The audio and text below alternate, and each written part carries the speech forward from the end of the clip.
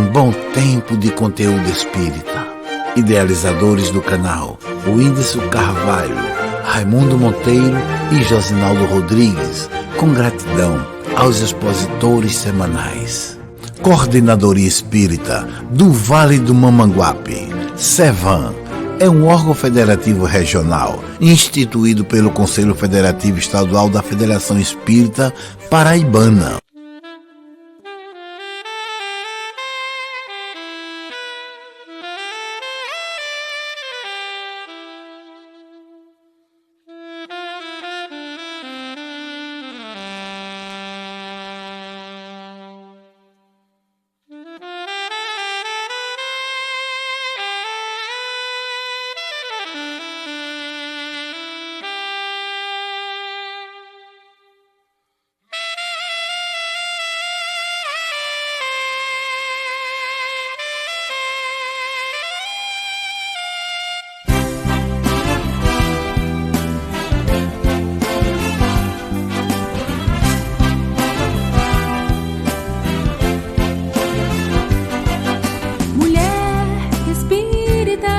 Hoje vem mostrar teu valor, abraça a tua jornada, dá lições de amor.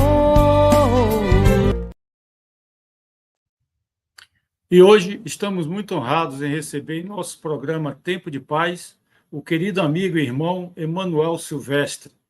Natural de Recife, Pernambuco, ele é vice-presidente da Comissão Estadual de Espiritismo, é colaborador ativo do Grupo Espírita Regeneração, onde contribui como educador na área da juventude e também como monitor do estudo sistematizado da doutrina espírita, o conhecido ESD, que tantos de nós já frequentaram. Perseguindo o nosso objetivo, o Emanuel nos falará como chegou ao espiritismo, como tudo começou e como está desenvolvendo seus atuais trabalhos junto à doutrina espírita. Emanuel, seja muito bem-vindo. Só um momento, por favor, e logo lhe passo a palavra. Irei dar boas-vindas e boa noite à nossa ilustre bancada, Raimundo Monteiro, o Whindersson Carvalho, e mais uma vez a nossos net espectadores. Seja muito bem-vindo, meu nobre amigo Emanuel. Para todos nós deste programa é motivo de muita alegria tê-lo conosco, que tenhamos momentos nesta noite de muita paz e luz. Boa noite, Emanuel. Boa noite a todos. Mais uma vez estamos aqui, né? Domingo passado estivemos no Domingo Alegre, falando sobre os pilares da doutrina espírita, né? E suas consequências. O tema, na verdade, era esse: as consequências do ser espírita. E hoje estamos aqui de novo com nossos irmãos, aqui o Vivaldo, o Raimundo, o Whindersson, falando um pouco da nossa trajetória, que no mundo material é curta, mas graças a uma comunicação mediúnica, a gente teve conhecimento de que esse propósito do nosso encontro com a doutrina e esse trabalho, essa tarefa na sua divulgação, já vem de um compromisso feito desde o mundo espiritual, enquanto eu me preparava para reencarnar.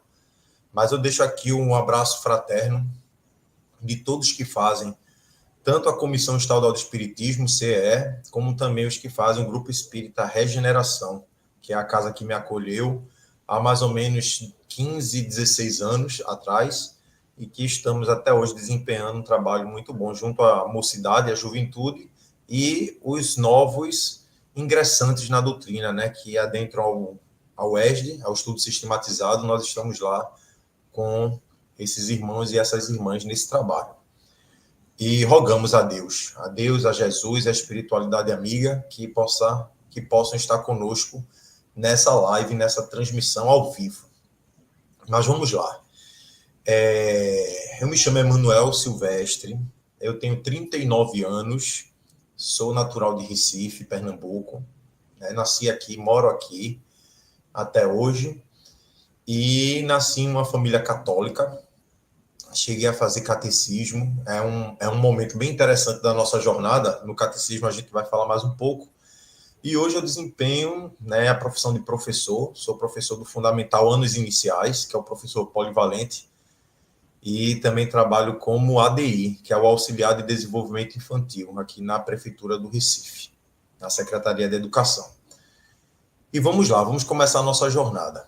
Eu sempre fui uma criança muito questionadora, desde sempre. Até na tenra idade, onde eu não tenho memória, né, não tenho lembrança, mas minha mãe e meu pai sempre falaram que eu fui uma criança de conversar muito, muito da interação. Onde eu chegava, eu já fazia contato com as pessoas, com adultos, com crianças, e sempre muito, como podemos dizer assim, tagarela, né? Falando pelos cotovelos. E sempre muito curioso, perguntando sobre tudo. E eu me recordo de uma vez aqui em Recife tem um bairro chamado Afogados. E tem uma feira em Afogados que até hoje ainda existe essa feira.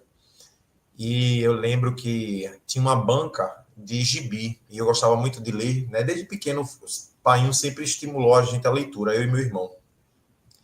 E eu gostava muito de ler livros, HQ, né? Que é aqueles quadrinhos de super-heróis, gibi. E a gente passava lá na barraca que vendia gibi para trocar gibis usados, e tinha lá uma banca com livros.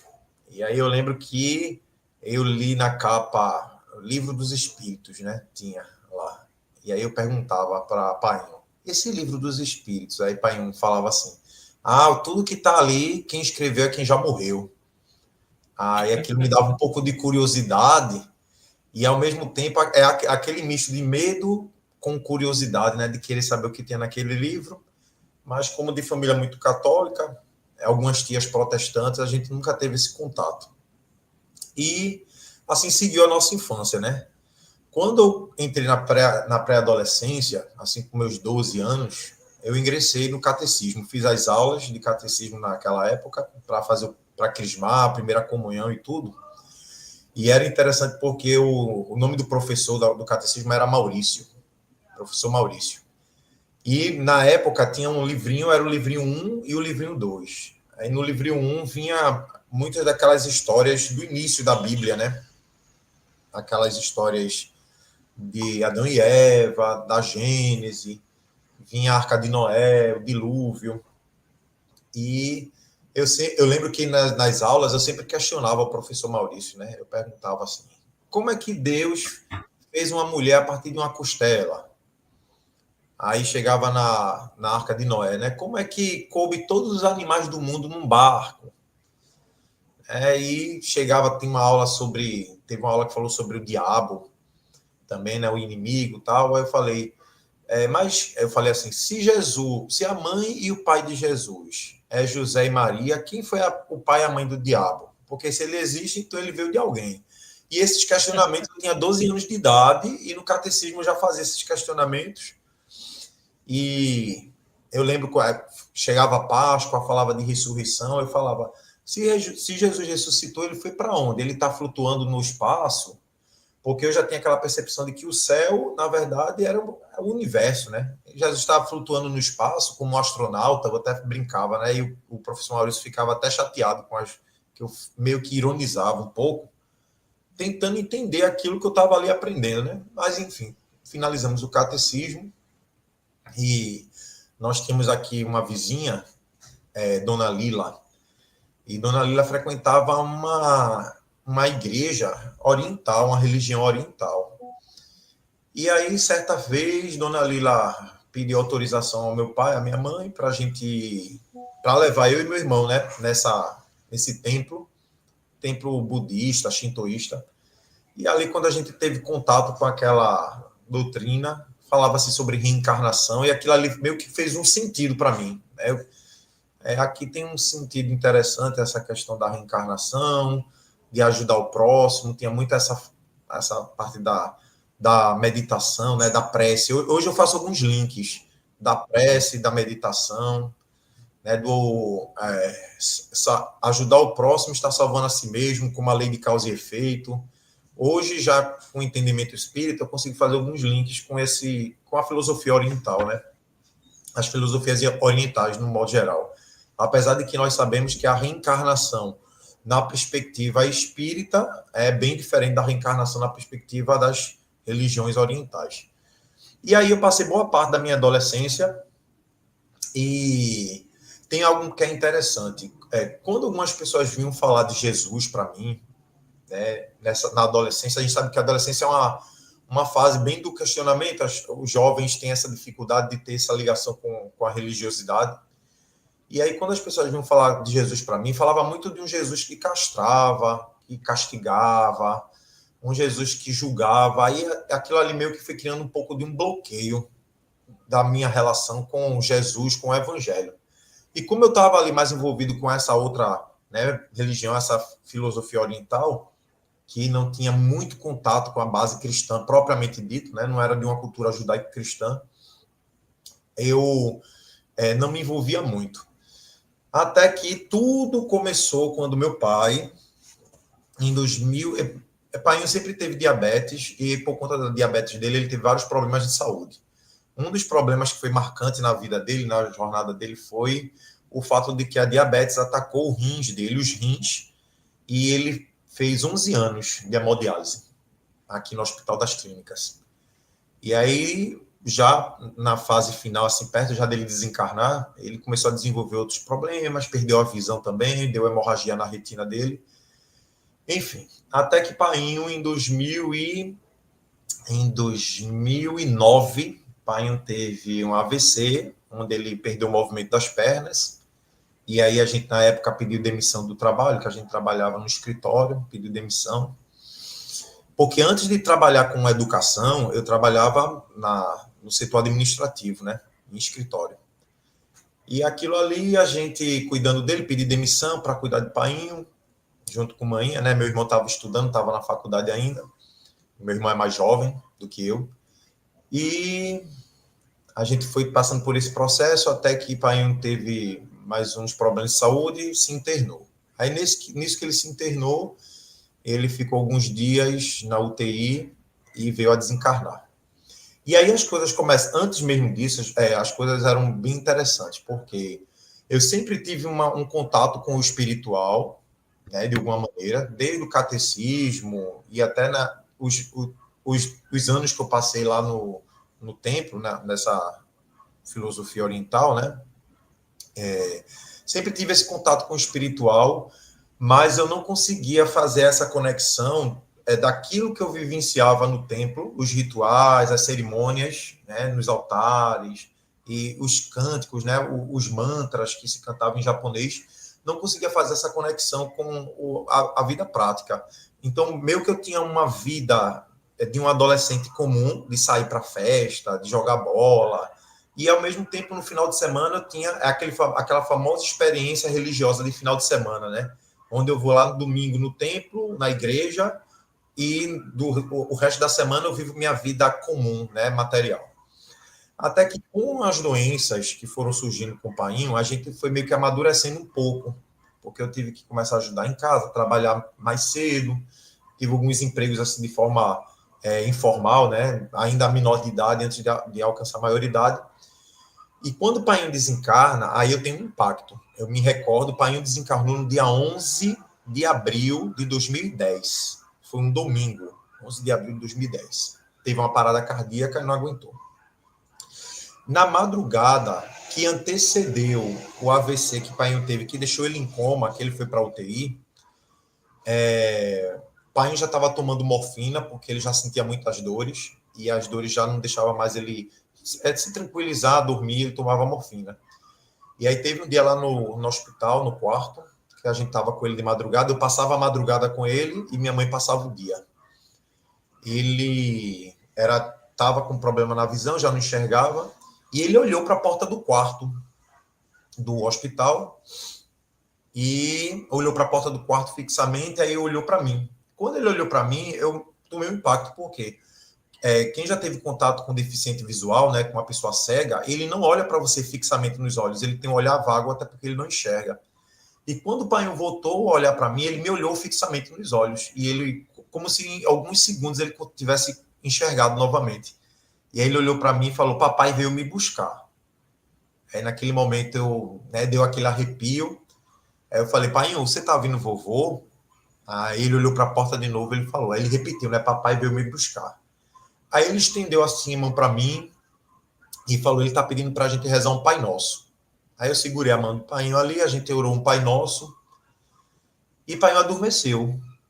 né, adormeceu. Eu até chamei a enfermeira na hora, disse que ele tinha adormecido. Ela, não, ele está bem, batimento cardíaco bem, as taxas está tudo ok. Ele só deve ter sido o efeito da morfina, né? Quando foi pela manhã, que minha mãe chegou para me render, aí foi aquela confusão, porque ele começou a ter uma hemorragia, começou a colocar sangue pelo nariz, pela boca, e levaram ele para a ala vermelha, e de lá ele já foi para a UTI. Na noite que antecedeu o desencarne de Painho, eu sonhei com ele na praia. Painho gostava muito de praia. E eu sonhei que eu estava na praia, eu não sei nadar e eu tenho muito medo do mar. Muito medo do mar mesmo. Eu até brinco com meus amigos que eu falo que eu acho que em alguma das minhas reencarnações eu desencarnei afogado, porque pensa uma pessoa que tem muito medo do mar mesmo. E aí eu estava sentado assim na areia da praia, Painho chegava, sentava do meu lado, eu olhava assim para ele, ele se despedia de mim e falava assim, que estava indo, que deu para aguentar, ficar aqui até quanto deu, mas que ele estava partindo. Aí eu falei, o senhor vai para onde? Ele, eu vou retornar para casa, eu vou voltar para casa. E aí ele entrava no mar, né? Mergulhava. Ele, vamos dar um mergulho? Eu falei, pai, o senhor sabe que eu tenho medo do mar, né? Aí ele mergulhava, dava um sorriso e mergulhava no mar. Aí isso a gente acordou. Quando a gente acordou, aí o telefone ligou e já foi o pessoal das clínicas pedindo para a gente ir lá. Eles não falaram por telefone. Mas como a gente já convivia lá nas clínicas, na hemodiálise, Painho fazendo hemodiálise, a gente já sabia que o procedimento era esse. Quando alguém falecia, a equipe médica ligava para os parentes, pedia para ir no hospital, mas não comunicava por telefone. E assim foi. Quando a gente chegou lá, Painho havia desencarnado às 6 horas da manhã, do domingo, dia 11 de abril de 2010. Aí eu fui lá, olhei o corpo, aí fiz uma oração ali, agradeci. Já tinha tido algum contato com a doutrina espírita, assim, como eu falei, eu sempre fui uma pessoa muito curiosa, então eu sempre gostei muito de religião. Aí eu tenho livros, sempre tive livros sobre religiões, judaísmo, islamismo, candomblé, catolicismo, cristianismo, budismo, enfim, espiritismo. E eu já havia lido alguma coisa de Kardec, mas nada com comprometimento, né? E aí a gente veio, aí teve o velório, tudo. E naquele momento que fechou a tampa do caixão e teve o cortejo até, né, o túmulo mesmo, assim, até a cova. E quando colocou o caixão na cova e começou a jogar terra, ali naquele momento, eu me coloquei num momento de tranquilidade externamente falando, mas internamente eu estava no desespero, porque eu vi ali meu pai sendo enterrado e aquilo me deu um pouco de desespero. E aí a gente retornou para casa, eu naquela crise existencial, e agora como vai ser a minha vida sem Painho, aquela ligação muito forte. E eu tenho até um retrato dele aqui, deixa eu mostrar. Esse aqui. Tem um retrato dele. E a ligação com o Painho muito forte. Aí a gente dorme, né? Toma um remédio, vai dormir. Eu tinha 23 anos, eu acho, 23, 24 anos. Acho que 24 anos. E aí a gente acorda no outro dia e percebe que a vida continua. A vida continuava, as pessoas iam trabalhar e a vida seguiu. E aquilo ali a gente, né, foi seguindo a vida. Isso na segunda-feira. Aí um amigo meu que é espírita, o Fábio, ele frequentava o Regeneração na época. E ele sempre tinha feito convites para mim, para ir no Regeneração. Só que como eu já tinha de certa forma, eu já estava envolvido lá com o templo, com o budismo, né? Aí ele tinha ido no velório, no enterro de Painho. Aí no outro dia ele me chamou, na segunda-feira. Ele me chamou e falou assim, Emanuel, vamos no cinema para a gente espairecer a mente e tal. E estava em cartaz o filme de Chico Xavier, em 2010 foi lançado aquele filme de Chico Xavier justamente em abril, porque em abril tinha comemorado o centenário, foi 110 anos de Chico, né? E aí eu só sei que a gente foi. Aí quando eu vi aquele filme de Chico, aquelas cenas, quem já assistiu o filme de Chico vê, né, que tem o início da mãe dele que aparece para ele, já era desencarnado e tudo. E aquilo ali me chamou muita atenção. E eu comecei a conversar com o Fábio nesses 2-3 dias. Porque na quarta-feira, depois do desencarne de Painho, ou seja, dia 11, 12, 13, no dia 14 de abril de 2010, é dia de palestra. e atendimento fraterno no Regeneração. Aí eu falei, Fábio, qual o dia que tem, né, palestra, enfim, tem trabalho no Regeneração? Ele, na quarta-feira e no domingo. Aí eu, vamos na quarta, eu quero ir. Aí a gente chegou lá no Regeneração, aí eu entrei meio desconfiado, né? Aí peguei a mensagem, sentei ali atrás, lá atrás do auditório, e acreditem, o tema da palestra foi Pedro, esse irmão Pedro, e até hoje ele é trabalhador do centro. Eu sempre falo para ele que a palestra dele foi que me fez ficar no centro. Por quê? Não a palestra dele, mas o tema foi perda de entes queridos. O tema da palestra foi perda de entes queridos. E ali, quando eu assisti aquela palestra, tudo aquilo ali que Pedro foi falando, aquilo ali foi me dando uma emoção, uma coisa assim dentro de mim, assim, sabe, uma esperança, alguma coisa assim, como se eu tivesse tido uma certeza de que pai não tinha morrido. Eu fiquei, meu Deus, não é possível realmente que acabou. Não é possível que tudo que a gente viveu, a construção que a gente tem, a ligação que a gente tem acabou ali, porque a cena do caixão sendo enterrado ficou na minha memória, né, na minha cabeça. E terminou a palestra, aí começou o trabalho lá do passe, né, da fluidoterapia, e aí Fábio perguntou se eu queria tomar um passe, eu não entendia o que era, eu falei, não, Fábio, eu só quero ir na livraria que eu quero comprar esse livro, que é o Livro dos Espíritos, né? Aí eu fui, entrei na livraria, aí comprei o livro e fiquei esperando no banco, no jardim do centro, Fábio vindo do passe, né? Aí, de repente, o rapaz que fica na portaria, o vigia, lá a gente tem um vigia nosso lá, Josias. Aí Josias falou assim, me chamou e falou, seu nome é Emanuel? Aí eu disse, é. Ele disse, Emanuel, Dona Graça quer falar com você. Eu disse, quem é Dona Graça? Ela disse, é uma trabalhadora da casa. Resumindo, Dona Graça, na época, era a diretora do departamento mediúnico. Aí ela chegou, Emanuel, tudo bem, olha, chegou uma psicografia para você. Aí aquilo ali me deu um impacto. Eu tenho essa psicografia guardada, eu ia até estar lá no quarto, em outro momento, em outra oportunidade, a gente mostra. E aí, na hora que ela falou uma psicografia, eu já tinha conversado com o Fábio, a gente já tinha assistido o filme de Chico, né? Chico teve o trabalho das cartas. Eu pensei que era uma mensagem de Painho, né? Meu Deus, é Painho que mandou uma mensagem. Mas não era uma mensagem de um amigo espiritual que não assinou, mas disse que era um amigo espiritual. E a mensagem começava exatamente assim: Irmão Emanuel, seja bem-vindo a esta seara. Há muito tempo estávamos te esperando. E aí na carta falava, sabemos dos teus conhecimentos espiritualistas oriental, falando que sabia que eu frequentava uma religião oriental. Falou do meu genitor, né? Ele fala assim, referência ao seu genitor. Seu genitor fez a passagem, ainda não aceitou a condição dele, né? Pouco tempo, ore por ele, enfim. A mensagem, né, bem pequena, mas que me trouxe impacto por esse momento que falava do início, que falava assim, há muito tempo estávamos te esperando. Saí de casa, gente, com uma semana, sem exagero, eu li o Livro dos Espíritos todinho. E era interessante porque eu ia ler no Livro dos Espíritos e é como se de alguma forma eu soubesse das coisas que estavam ali. A prova disso é que aí depois eu falei com o Fábio, eu quero ir outras vezes. No início eu ia mais com ele, mas depois eu acabei indo por conta própria, que a gente vai pegando amizade com as pessoas, né? O acolhimento, a Regeneração me acolheu muito, muito nessa época. A minha família, que eu digo que hoje é a minha família espiritual. E aí a gente estava ali, aí comecei a participar do ESD, que é o Estudo Sistematizado da Doutrina Espírita. Professor Douglas e a professora Marilac, né, eram os monitores. E aí eu comecei a participar do ESD, fui me envolvendo nos trabalhos sociais, campanha do Quilo, comecei a fazer a campanha do Quilo, comecei a participar dos grupos de estudos de Joana de Ângeles, de André Luiz, aquilo ali foi, e naturalmente eu fui me envolvendo. Durante o ESD, essa minha amiga, né, foi a minha monitora do ESD, Marilac, ela percebeu que eu tinha facilidade para falar.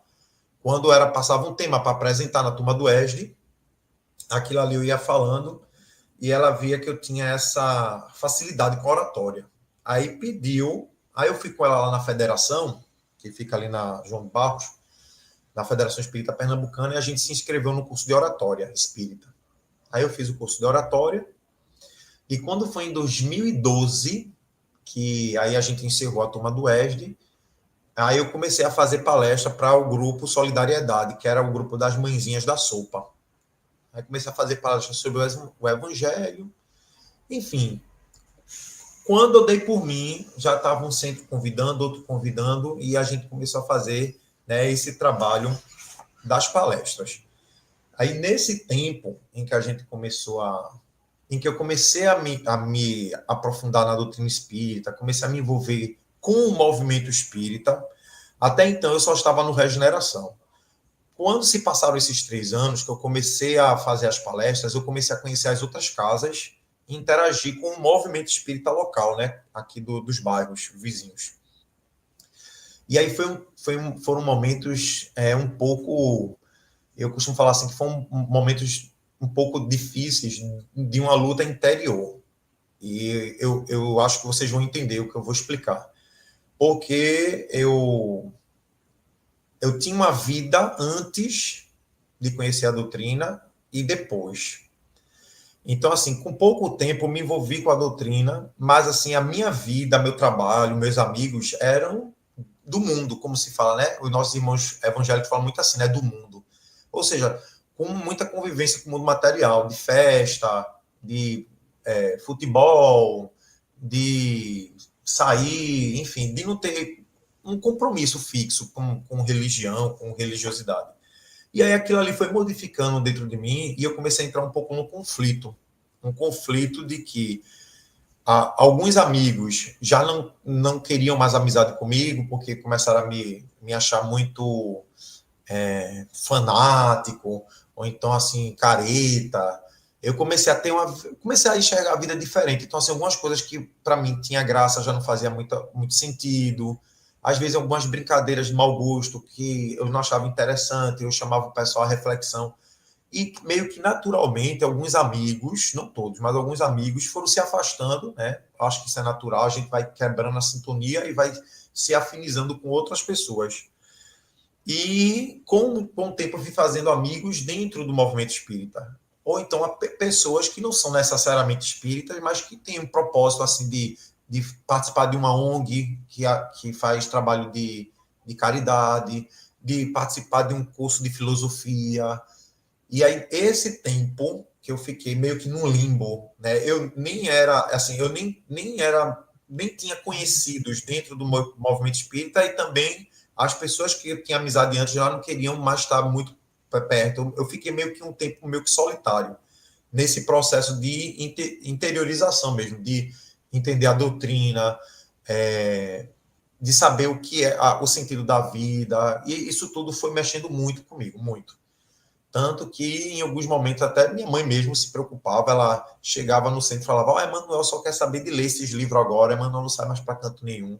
Emanuel é do centro para casa, de casa para o trabalho, do centro de casa para o trabalho.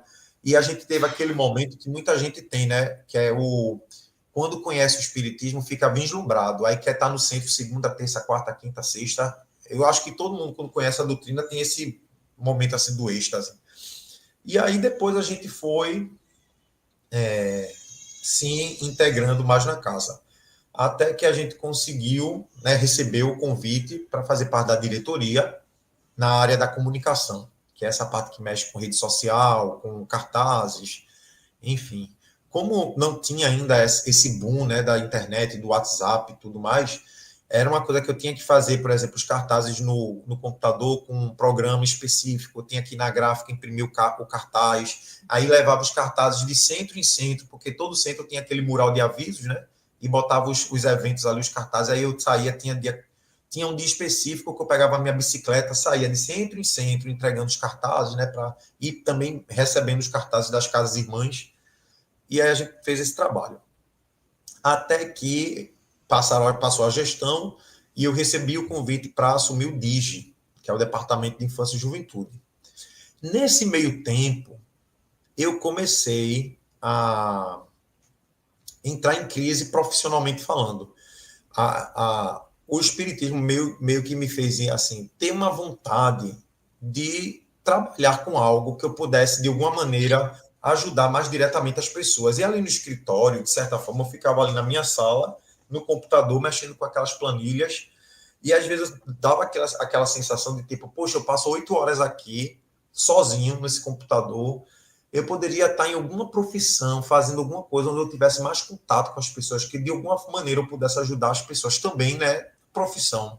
A gente sabe que o espiritismo ele vai interagir no meio social, independentemente de você estar no centro ou fora do centro, e na verdade o desafio está em conseguir viver a doutrina fora do centro.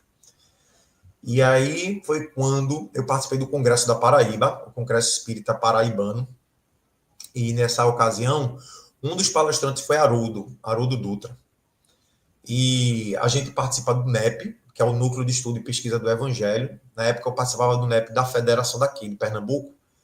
E aí, com o Haroldo, foi ele que fez ele traduziu, né, o Novo Testamento, eu estava até aqui com ele em algum canto. O Novo Testamento, editado pela FEB, foi a tradução do Haroldo, direto do grego, do hebraico, enfim.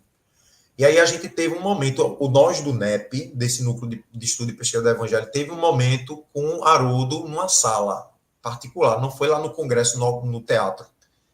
E aí a gente conversando, aí eu falando para ele que eu estava, né, com essa ideia de querer trocar de profissão, iniciar uma nova jornada profissional. E aí, do nada, Haroldo soltou assim, por que você não tenta a área da educação? Nós estamos precisando de professores, de educadores com uma visão espírita, trabalhando na educação. E aí eu retornei para Recife com isso na cabeça, e com 30 anos de idade, eu ingressei na faculdade de pedagogia.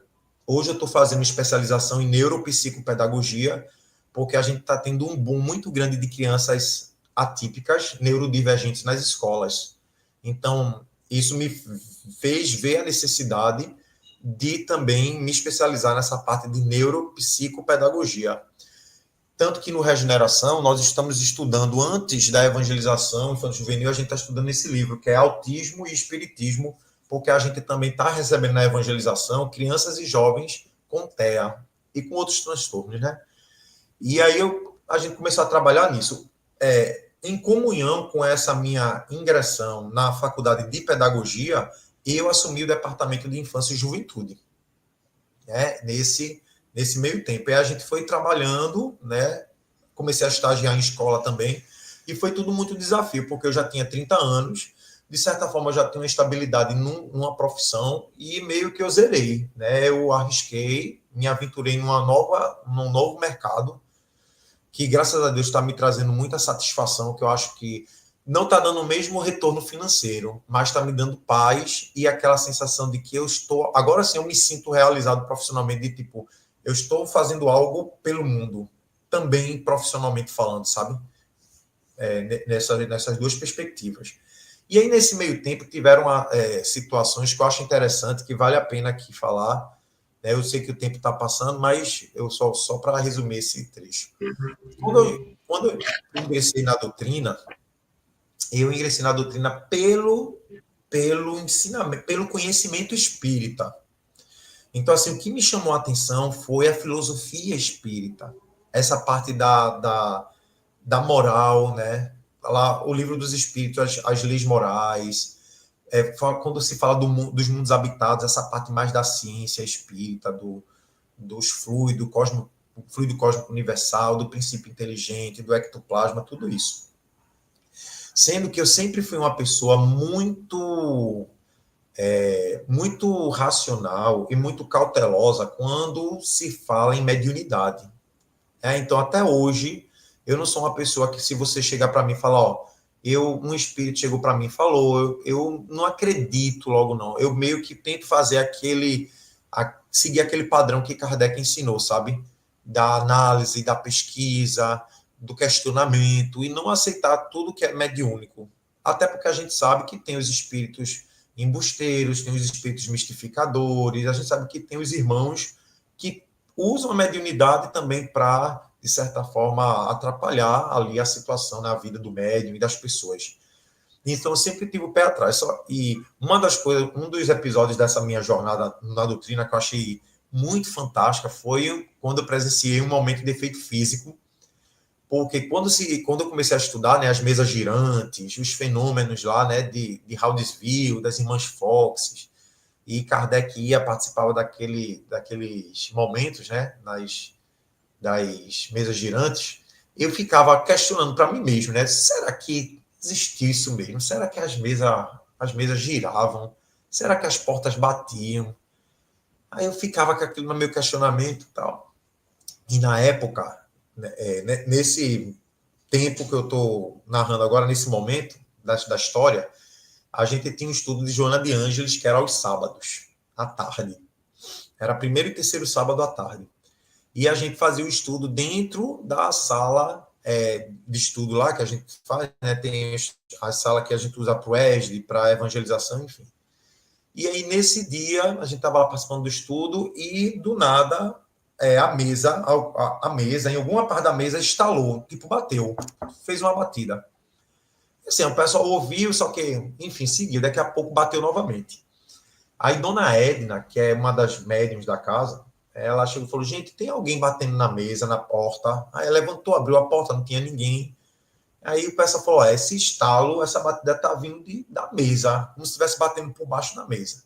Aí Dona Edna até falou assim, gente, se tiver alguém brincando com isso, não brinque, porque a gente tá num estudo, numa casa espírita e tal. Aí, não, Dona Edna, não tem ninguém brincando não. Aí, daqui a pouco a mesa estalou novamente. Aí eu fiquei assim, né, olhando para debaixo da mesa, olhando para as pessoas.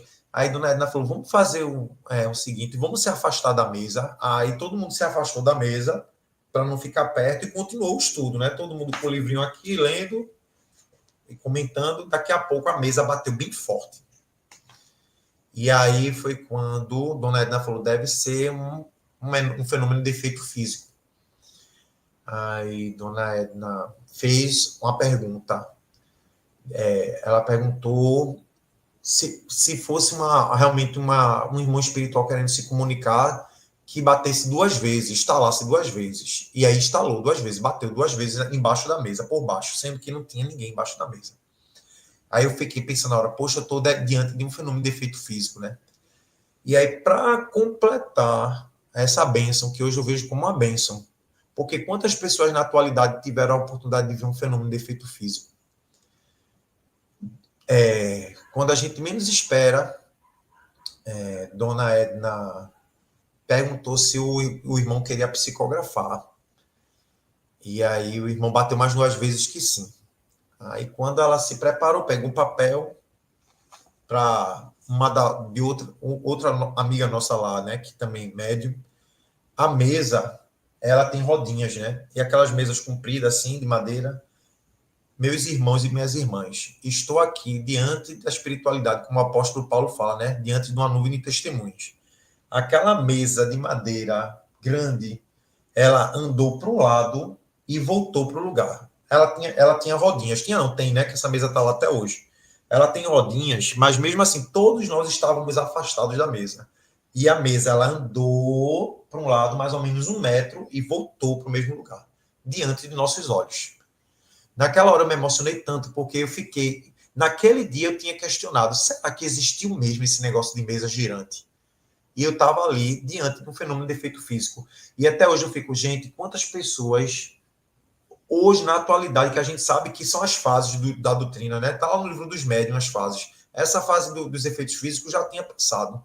Só que eu acho que a espiritualidade... Esse foi um primeiro momento de uma certeza que eu tive da nossa companhia espiritual, de que nós estamos, sim, amparados o tempo inteiro pela espiritualidade. Aí teve esse episódio que eu achei muito interessante de efeito físico, que a mesa ela foi até um local, né, e deslocou e voltou para o lugar. Outro ponto que eu queria destacar dessa nossa caminhada é a responsabilidade das palestras. Eu creio que vocês devem fazer palestra também, né? Estudiosos, então convive com pessoas que fazem palestras. E o palestrante, inclusive no livro dos médiuns, eu não lembro agora se é o capítulo 23, ou é 24, ou é 28, perdão, o capítulo 28 do livro dos médiuns. Kardec, ele dá umas orientações sobre a obsessão, né? A obsessão simples, fascinação e subjugação. Eu acho que é 23, ou é 24, ou é 28. Eu não consigo recordar agora. E Kardec, ele faz um alerta para 3 tipos de trabalhadores espíritas que frequentemente sofrem assédio espiritual, né? Assim, de assédio inferior, né? Influência inferior.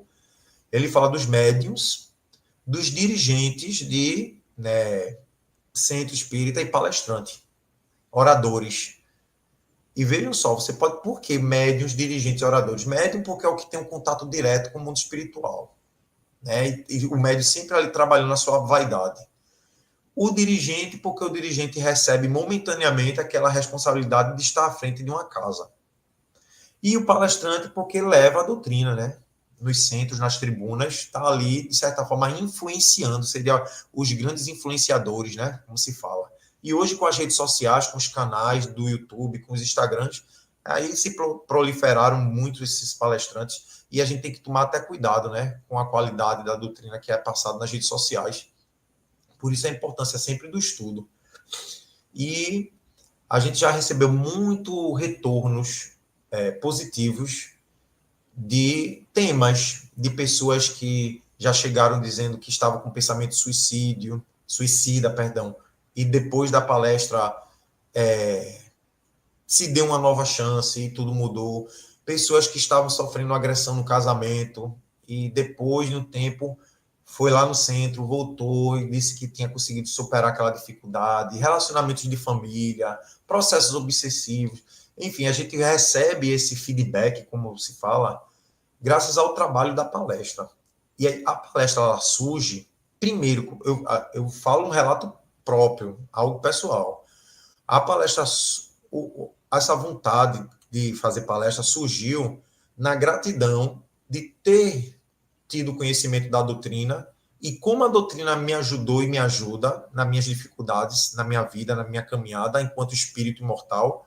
E essa ideia de também repassar essa doutrina. A gente sabe que a verdadeira divulgação são as nossas atitudes, né? É o que a gente faz.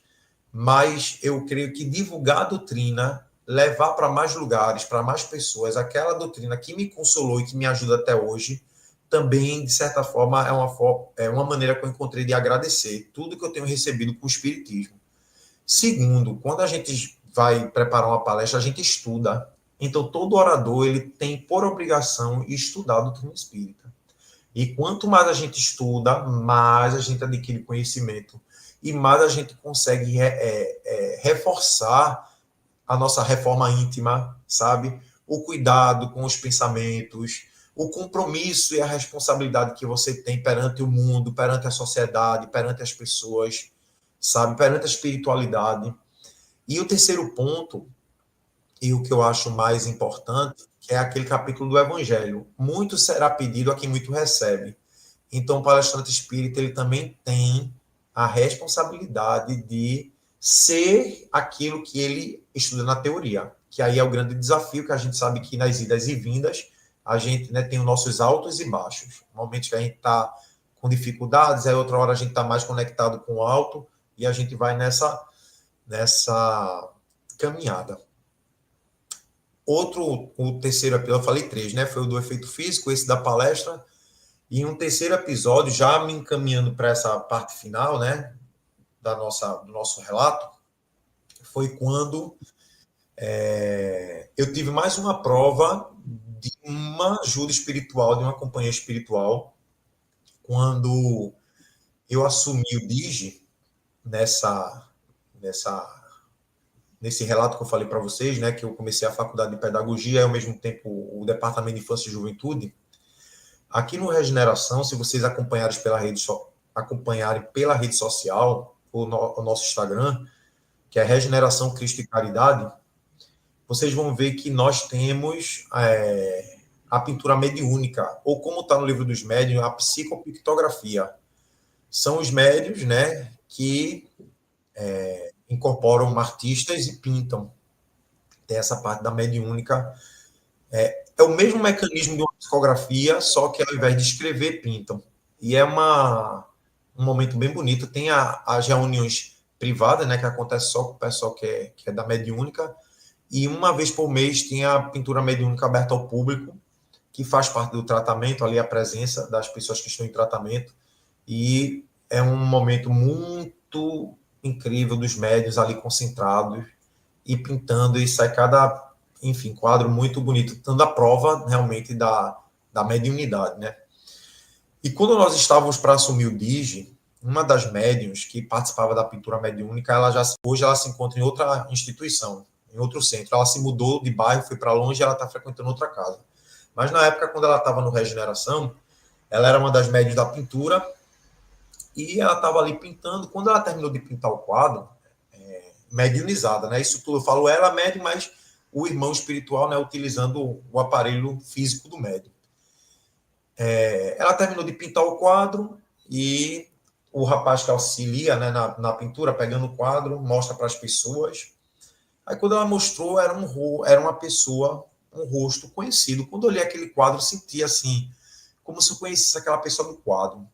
E aí ela falou alguma coisa para o rapaz que auxilia, né, de Jaci, o nome dele. E apontou para mim.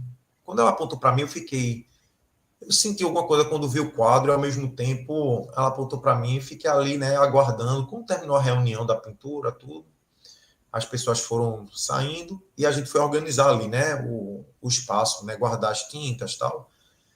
E aí ela veio falar comigo e disse que um espírito tinha se apresentado a ela durante a pintura e tinha pedido para pintar um autorretrato dele e me entregar.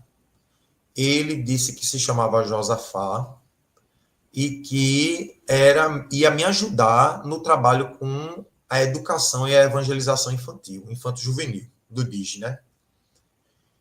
E me entregou o quadro. Aí, na época, a Márcia, que já estava à frente da mediúnica, né? Quando eu entrei era a Dona Graça. Depois foi passando os cargos, estava a irmã Márcia. E aí ela botou numa moldura, a gente deixou lá na sala do DIGI. Só que, para não ficar aquela coisa de tipo de imagem, né? Para não trazer aquela coisa de idolatria de imagem para dentro do centro espírita, eu trouxe o quadro para casa.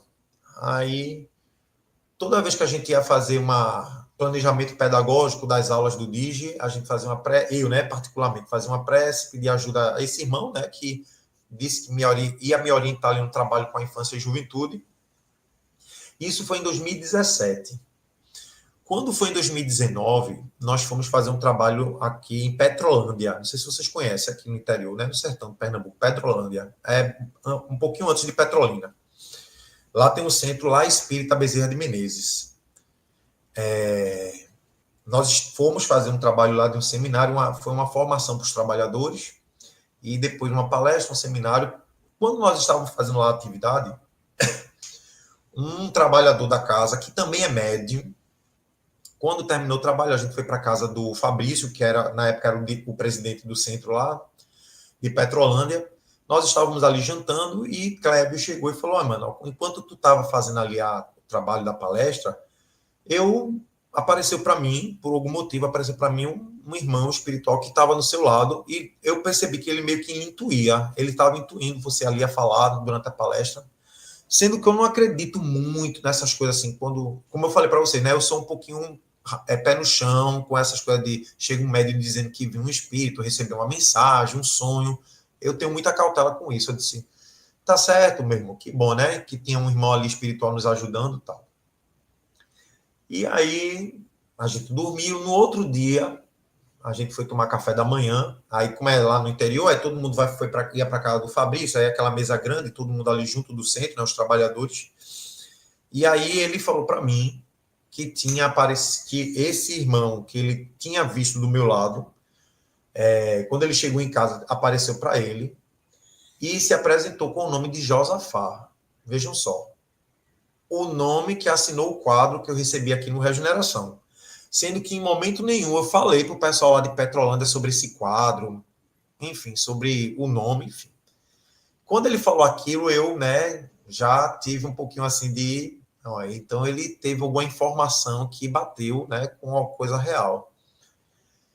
E aí a gente tomando café, aí do nada, Kleber olha para mim e fala, você ainda não acredita, né? Eu não disse nada. Ele falou, você ainda não acredita, né? Aí eu olhei assim para ele bem sério, eu falei, Kleber, eu sou muito pé no chão com essas coisas, questões de mediunidade, mas eu nem estou acreditando, nem desacreditando em você, não. Não é isso, não. Eu não estou duvidando da sua mediunidade, né? A gente tem que tomar muito cuidado porque tem muito médium melindroso, né? Aí eu fiquei com medo, "Eita, será que ele ficou chateado, né?" Aí ele falou, ele tá aqui.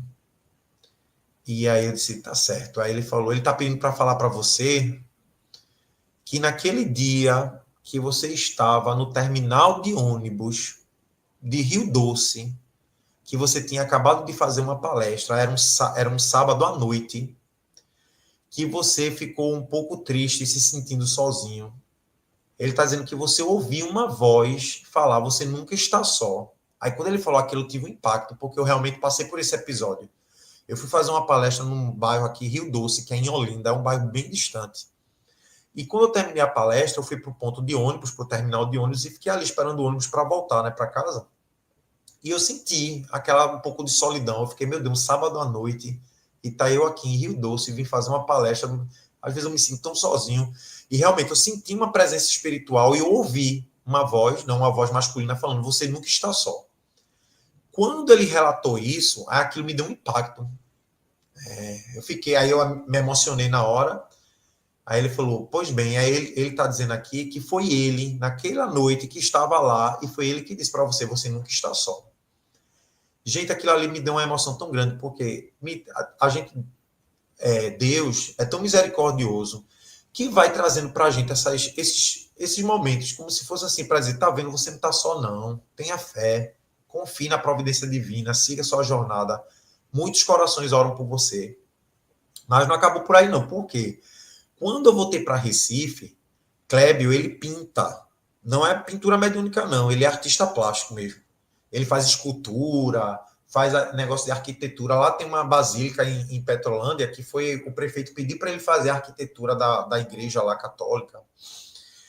E aí, quando eu voltei para Recife, ele falou, mano, eu estou mandando um presente para você. Aí mandou um quadro. Quando eu abro um quadro, era uma pintura que ele fez mesmo, do espírito que ele viu, né, lá do meu lado. E era a mesma pessoa do quadro que foi pintado aqui no Regeneração, sendo que ele nunca tinha visto o quadro. Eu estou com a imagem aqui, depois eu vou projetar para vocês verem. E aí é isso, minha gente, nessa jornada. Tem um detalhe.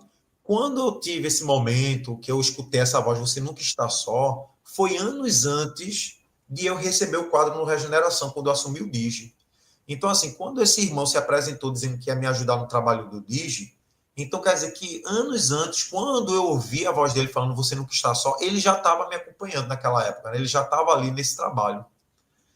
E aí depois eu lembrei da psicografia, no primeiro dia que eu pisei no Regeneração, daquela carta que assinou um espírito amigo. Eu fiquei, meu Deus, será que não era ele lá naquele dia? Será que naquele dia que eu entrei no Regeneração ele não estava ali me esperando, me recebendo? Assim, são questionamentos que a gente fica assim pensando, mas o importante é que a gente sabe que muitos corações oram por nós, né?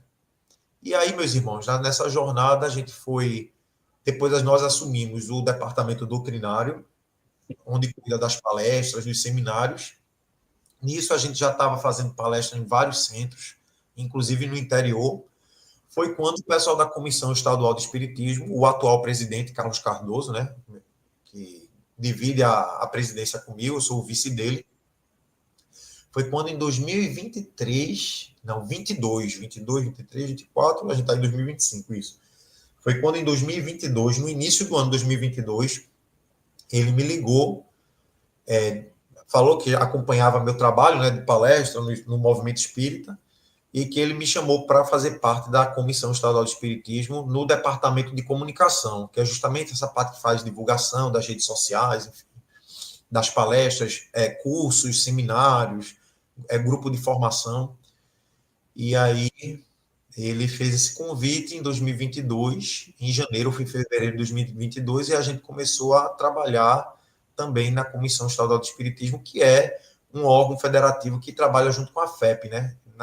No auxílio na difusão do movimento espírita pernambucano. Desde o litoral até o sertão a gente faz esse trabalho. Esse final de semana mesmo nós estivemos em Bezerros, Gravatá e Surubim. Mês que vem a gente vai para Arco Verde, fazer vários centros em Arco Verde, e em outubro a gente vai para Floresta e vai para outro município lá próximo de Floresta, que eu não lembro o nome. E aí a gente já fez São Caetano, já fez Panelas, já fez bonito, enfim, a gente vai fazendo esse trabalho de interiorização, né? Que a federação chama de INTERCEP, que é a interiorização. E depois passaram-se 3 anos, eu à frente da parte de comunicação, da DICOM, e aí foi quando ele me convidou para ser o vice-presidente né, junto com ele, e nós estamos na CE nesse trabalho, junto com a federação, trabalhando nas palestras, com a mocidade no Regeneração. Não deixei, né, a nossa tarefa no Regeneração. Quando eu me formei na turma do ESD, que eu fiz o meu primeiro ESD lá em 2010, 11 e 12, eu me tornei o monitor do ESD, né, me tornei um dos monitores. Aí até hoje nós estamos como monitor do ESD, como, né, educador da juventude, e ali no Regeneração também o trabalho social que a gente tem com a comunidade. O centro fica aqui entre 2 comunidades, a comunidade do Vietnã e da Roda de Fogo. A gente faz esse trabalho de social, não só assistencialista, mas de promoção também, porque no Regeneração tem aula de alfabetização, tem cursos profissionalizantes, então a gente também tem essa parte não só assistencial, mas também profissional, né, da promoção, promover o indivíduo socialmente, não só entregar a assistência, né? E essa é a nossa jornada nesses 15 anos, está indo para 16 anos, mas 15 anos, né, podemos dizer assim, de espiritismo na Terra, né, que eu costumo dizer que das tantas coisas, que se eu fosse falar aqui várias coisas que já aconteceram nessa nossa pequena jornada, né, de 15 anos, eu tenho certeza de que tudo se iniciou no mundo espiritual. E essa é nosso relato. Deixa eu anotar aqui para você. Sim, eu vou pedir permissão só para compartilhar aqui. Eu sei como é que compartilha a tela, para mostrar para vocês o quadro, os 2 quadros, tanto que eu recebi do Regeneração, como eu recebi lá do Clébio. Né? Lembrando que o que eu recebi no Regeneração foi mediúnico. A médium estava lá, né, sob influência do médium, do espírito, e ele fez esse autorretrato. O que eu recebi do Clébio lá em Petrolândia não foi mediúnico. Ele viu o espírito em estado de vigília, né? Ele estava em estado de vigília, viu com a clara evidência dele, e depois ele fez a pintura do quadro, porque ele é artista plástico mesmo, é o talento dele. E aí, quando eu vi o quadro, a gente dá para perceber que é a mesma pessoa. E o interessante é que eu pedi para inteligência artificial, inclusive o tema que eu trabalhei em Bezeus esse final de semana foi sobre espiritismo e inteligência artificial, né? Como a gente pode viver numa era digital com ética e responsabilidade. Eu pedi para a inteligência artificial, baseada nos 2 quadros, ela criar uma imagem real, né, com traços reais, como se fosse uma fotografia real. E ela gerou uma fotografia real dos 2 quadros, e ficou muito interessante. Eu só vou aqui compartilhar para vocês darem uma olhadinha, e aí a gente já finaliza. Slide aqui. E aí a gente já finaliza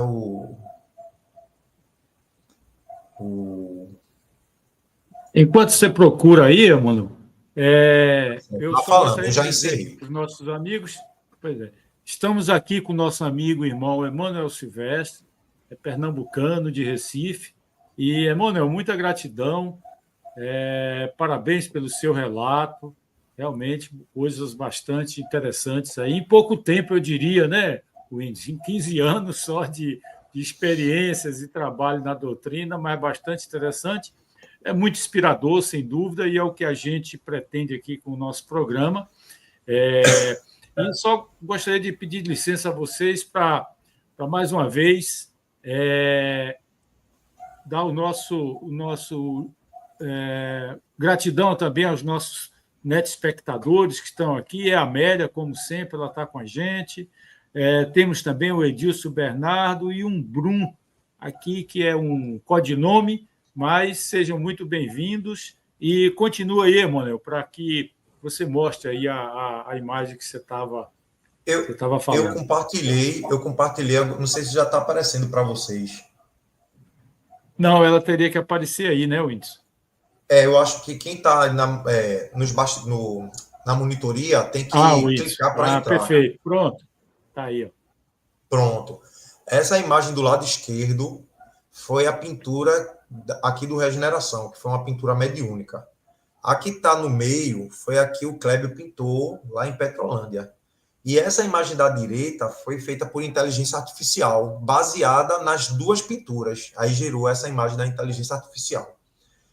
E o interessante é que quando eu vejo essa imagem, eu tenho a sensação de que realmente eu reconheço essa pessoa de algum lugar, de algum tempo, mas que essa pessoa realmente me traz uma sensação de que eu já conheço. Isso são as questões espirituais mesmo, os reencontros. Aí só para a gente ilustrar, eu gosto sempre de mostrar essa imagem que é interessante, de como a mediunidade ela se faz verídica nesse processo que Kardec ensinou, né?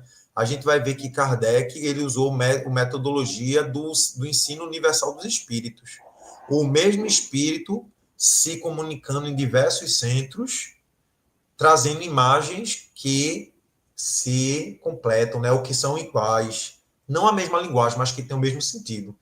Então, tirando essa imagem que foi feito por inteligência artificial, né, que eu pedi para gerar, mas os dois quadros foram trazidos em momentos diferentes, um aqui em Recife, o outro lá no Sertão, em Petrolândia, por pessoas diferentes que não se conheciam, e a gente pode analisar que é basicamente, apesar de serem pinturas diferentes, retratam traços de uma pessoa parecida, né, igual. É verdade, é verdade. Eu trabalhei por muito tempo com interpretação de imagem, viu, Manuel? Não de pessoas, né, de a parte aí médica, mas da área da terra. Eu sou geólogo e geofísico. Mas, assim, apareceu aqui o Bruno Ishikawa. Seja muito bem-vindo, Bruno. É uma satisfação, um prazer estar com você. Eu vou passar agora para o nosso amigo Raimundo. Raimundo, você gostaria de fazer alguma pergunta para o Emmanuel ou alguma consideração? Fique à vontade. Rapaz, a história do Emmanuel é bastante rica, né? Interessantíssima, né? Muito cheia da comunicação espiritual, da presença do Espírito. Quando ele falou em Josafá, nós tivemos aqui um amigo nosso, né, que fez parte do grupo de Winston, ele, né, a gente fazia o trabalho aqui no Vale do Amaruá, e ele foi um grande trabalhador aqui. Quando você falou em Josafá, eu digo, será que é o mesmo? Mas não é outra pessoa, né? Mas o Josafá, que já está da espiritualidade, foi um grande companheiro aqui de trabalho, e continua sendo, né? E não deixa de ser um trabalhador, né?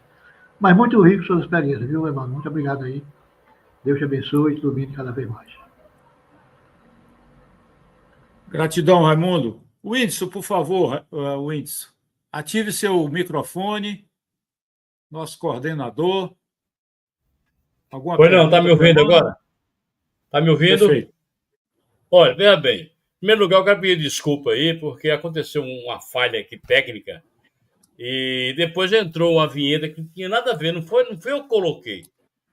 Ainda bem que o Emmanuel, ele falou em tempo que estava havendo um problema que não estava sendo transmitido, né? Mas, graças a Deus, eu não sei explicar isso aí. Depois eu vou querer de Emmanuel umas aulas, né? Porque ele não tem tempo, Emmanuel não tem tempo nem para atender telefone, né, Emmanuel? Umas aulas de IA, porque realmente me parece que ele é expert, né, meu caro Ivaldo? Mas, olha só, eu achei interessante e eu comecei a me, digamos, admirar cada vez mais esse jovem, né, que ele é um jovem, desde o tempo que ele era adolescente, né, a maneira que ele tratava com o pai dele, o cuidado que ele tinha com o pai dele. Gente, isso é uma coisa linda. Eu fiquei encantado, Manuel, e dou parabéns a você por esse seu gesto, né, de amorosidade, em realmente cuidar bem do seu pai. Então você teve várias revelações. Nem todo mundo tem essa oportunidade numa existência, né? Mas me parece que você, no seu planejamento reencarnatório, você já traçou, né, para passar por essas experiências, e esse Josafá realmente contribuiu bastante, né, para a sua convicção. E também eu fico feliz, né, porque a Paraíba também ajudou a você, né? Se você veio de Pernambuco para participar de um congresso e encontra aqui Haroldo Dutra, que dá a você umas orientações, né? Isso eu fico muito feliz, né? Então, meu caro Emmanuel, continue, meu irmão, trabalhando. Jesus te ama. Ele fica feliz com você, né? Por esse compromisso que você assumiu. E eu fico só pedindo a Deus que você continue cada vez mais empolgado, entusiasmado com essa doutrina maravilhosa. Não é isso? Então, você teve realmente... Agora, eu não sei quem foi o médico de efeito físico desse seu grupo. Acho que teve alguém que provocou realmente esses fenômenos de efeito físico. Você descobriu quem era a pessoa? Não, né? Basta uma pessoa para ser médio de efeito físico para provocar isso, né? Porque... Mas não sei se você descobriu quem era o médio, né? Não sei se alguém do grupo, mas tudo bem, isso aí não é muito importante.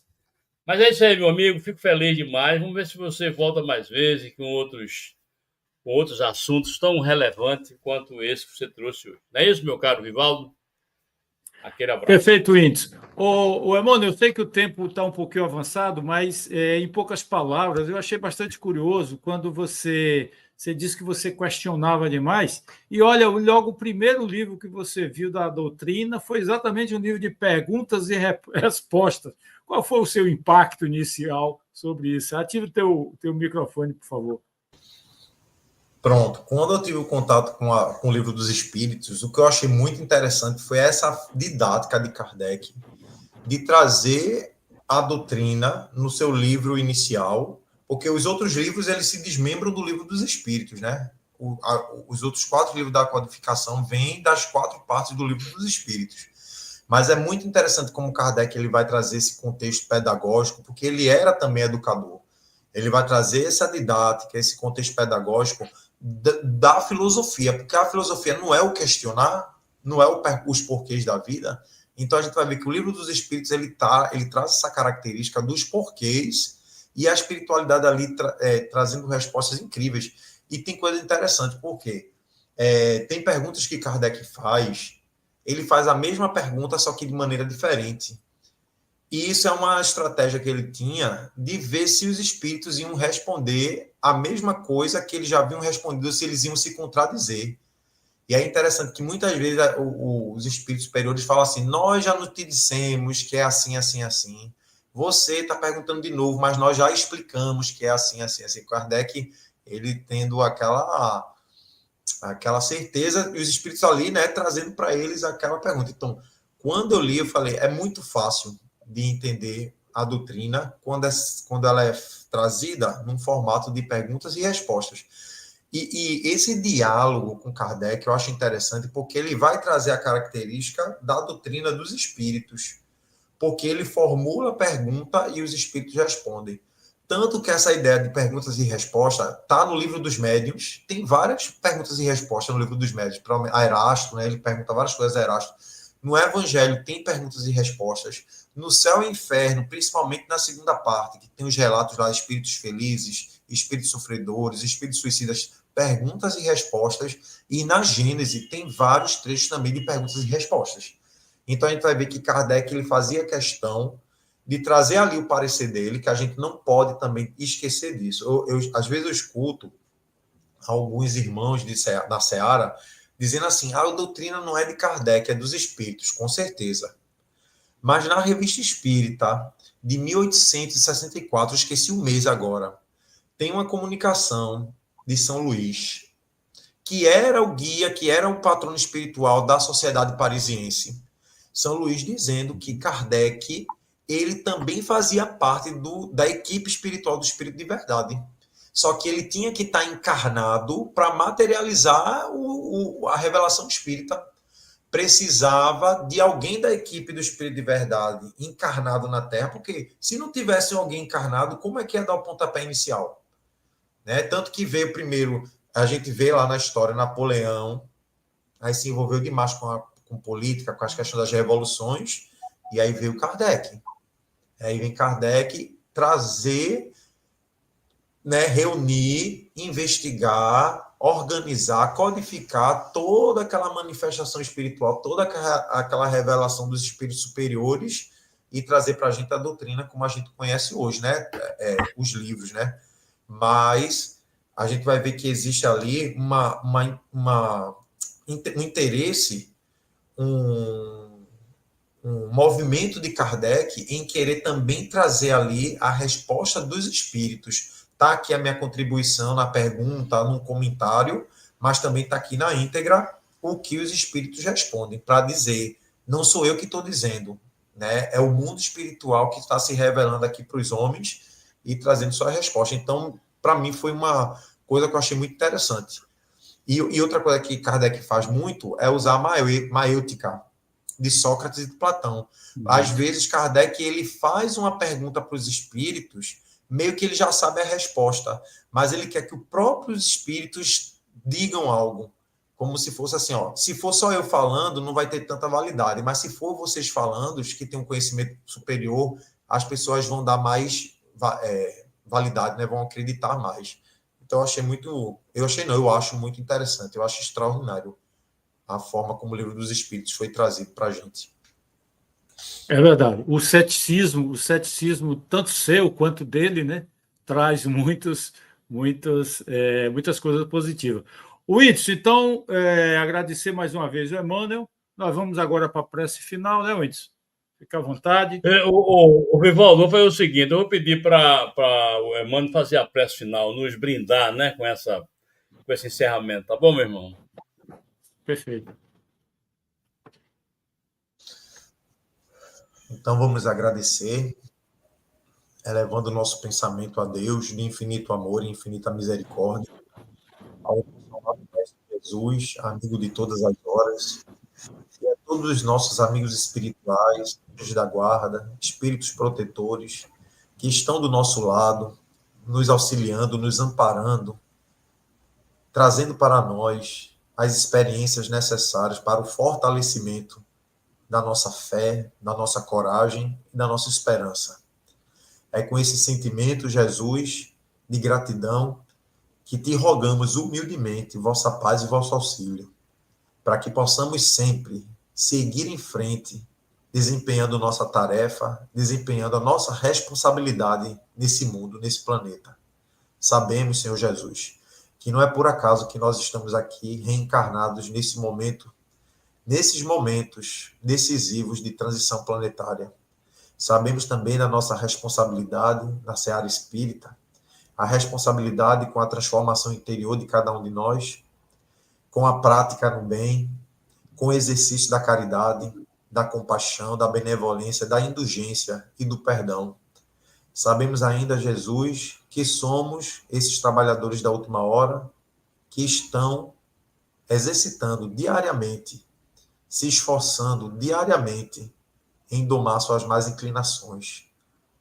Por isso, Jesus, permanece conosco. Derrama sobre nós tua misericórdia, teus fluidos salutares e deixa na nossa frente a luz do teu evangelho, que é como uma bússola que norteia a nossa caminhada, sabendo que mesmo em dias cinzentos, em dias chuvosos, onde parece que a escuridão não tem fim, mas sabemos que a luz do teu evangelho brilha e aquece as nossas almas e o nosso coração. Assim sendo, pedimos a tua permissão, mestre amado, a permissão de Deus Todo-Poderoso, a permissão da espiritualidade que coordena esse trabalho no estado de Pernambuco, no estado da Paraíba, a permissão para encerrar mais esse encontro virtual na tua santa e divina paz. Que assim seja, graças a Deus. Paz. Assim seja. Graças a Deus. Muita paz. Boa noite a todos, né? Boa noite a todos, agradecer a nossa bancada, aos nossos netos espectadores e principalmente ao belo relato muito rico do Emmanuel Silvestre. Boa noite, gente. Boa noite, boa noite. Já podemos